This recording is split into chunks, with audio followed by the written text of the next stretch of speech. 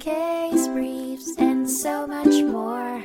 LSData's got what you're looking for.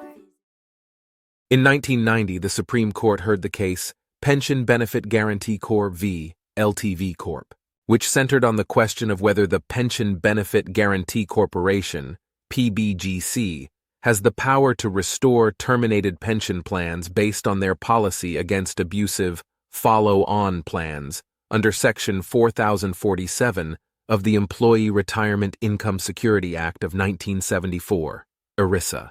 The PBGC, a government corporation that oversees a mandatory insurance program to protect pension benefits for over 30 million private sector American workers, objected to LTV Steel's termination of 3 defined benefit pension plans covered by Title IV of ERISA. The case required the Supreme Court to determine if the PBGC's anti-follow-on policy was permissible under Section 4047, and whether its decision to restore the terminated pension plans was arbitrary and capricious or contrary to law under the Administrative Procedure Act. Ultimately, the Supreme Court upheld the PBGC's power under Section 4047 to restore the terminated pension plans and overturned the Court of Appeals decision. However, the court noted the PBGC's failure to consider all relevant laws and suggested further examination, sending the case back for further proceedings.